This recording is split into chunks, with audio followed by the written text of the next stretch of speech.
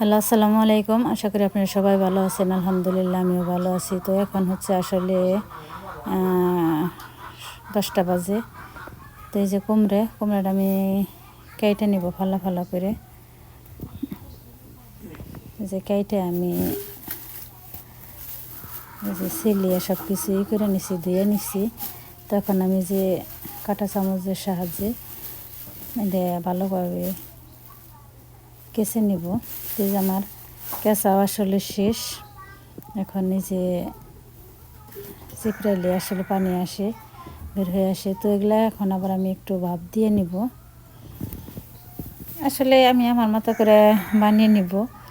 তারপরে এই যে এখন আমি ভাপের জন্য এই যে প্যানে পানি গরম হওয়ার জন্য দিয়ে দিচ্ছি। তো পানিটা বলক চলে আসলে এর মধ্যে এখন আবার আমি ওই কুমড়োর ফালাগুলো দিয়ে দিব। তো বেশি সিদ্ধ করব না, হালকা একটু সিদ্ধ করে নিব।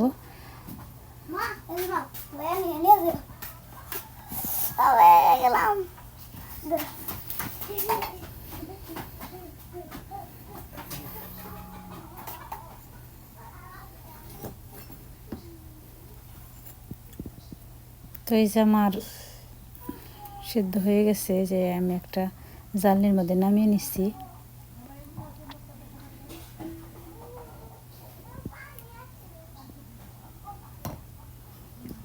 তো নামিয়ে পর আমি এগুলা আসলে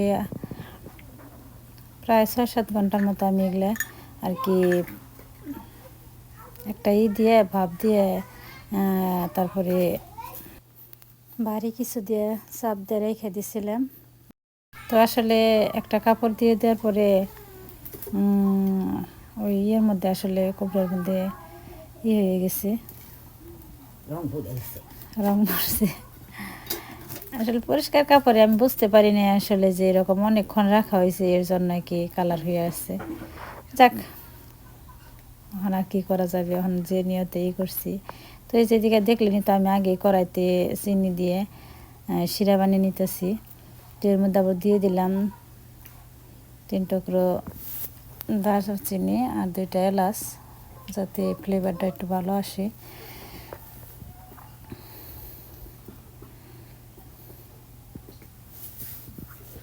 আসলে আমি অনেক আগে বানাইছিলাম, যখন আমার বিয়ের হয়তো বা 2-3 বছর হয়, ওই সময় একবার বানিয়ে নিয়েছিলাম। তারপরে আর আসলে নানা আমি ব্যস্ততার মধ্যে থাকতাম, আমার অনেক সংসারে ঝামেলা ছিল, এই জন্য এগুলো আমি এতটা বানাইনি।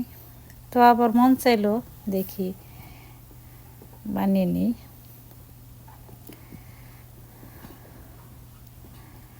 তো এক একজন এক এক রকম করে বানায়, আসলে আপনাদের অনেকে ভালো হয়, কিন্তু আমি আসলে আমার মতো করে আমি যা পারি তো এরকম করে বানিয়ে নিব। তো এই যে শিরাটা হয়ে ঘন হয়ে আসছে, পরে এর মধ্যে আমি যে এই কেটে রাখা এগুলো আমরা পিস পিস করে কেটে নিয়েছিলাম, সব দিয়ে দিলাম।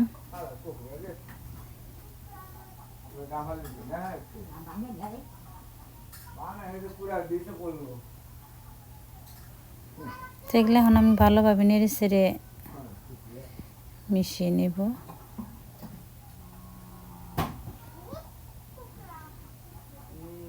তো মিডিয়াম আছে, আমি এগুলো এখন রান্না করে নিতেছি,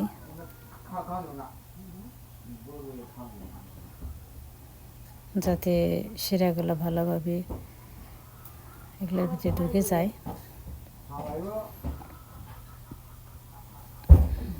তো আসলে আমি একটু পর পর বারবার নেড়ে নিচ্ছি।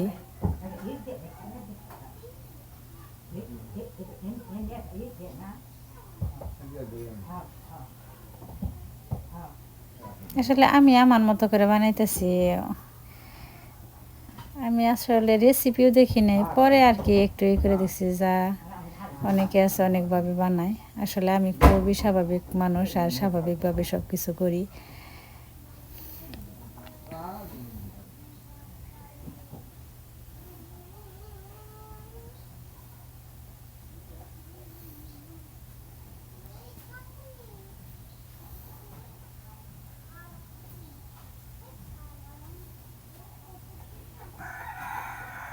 তো ভালোভাবে জানি না হয় সবগুলোর ভিতরে ঢুকে, এর জন্য বারবার আমি নেড়ে উল্টে পাল্টে নিতেছি।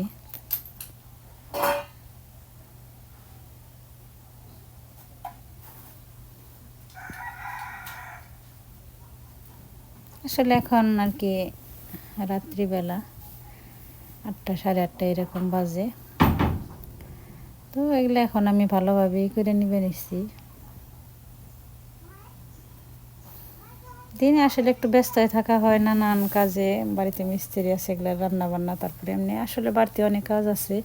তো এর ফাঁকে এক ফাঁকে আমি আবার ওগুলো কেটে সব কিছুই করে রেখেছিলাম। তো এখন আবার এগো খাওয়াটা দিয়ে তো এখন আমি নিরিবিলি এগুলো বানিয়ে নিতেছি।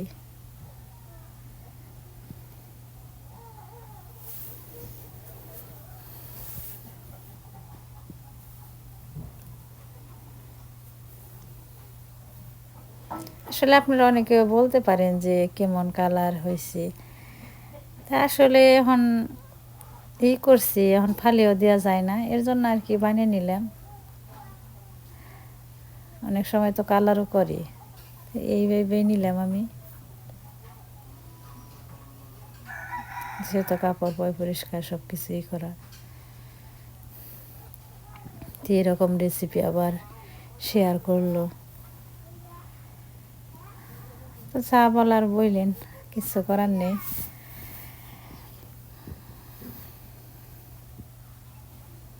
তো এই যে হয়ে গেছে প্রায়, আর একটু হবে। অনেক আছে শুকনো করে বানায়, আসলে আমি শুকনো করি নাই, তো একটু রসালোই। তো এই যে আমি বানিয়ে নিছি।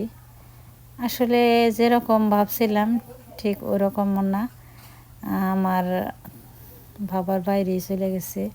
এটা আসলে এতটাই টেস্টি হয়েছে। এর আগে আমি বানাইছিলাম কিন্তু এরকম আমার কাছে লাগে নাই, কিন্তু এটা আসলে অনেকটাই ভিতরে এত সুন্দর মানে রস, কি বলবো, আসলে অনেকটাই ভালো হয়েছে। যে যেমন আমি নানুরে দিছি, আমার আরেকটা কাকি ছিল, হেও খেয়ে দেখছি। তো আসলেই দেখতে যেরকমই দেখা যাক না কেন, কিন্তু এমনি আসলে অনেকটাই ভালো হয়েছে।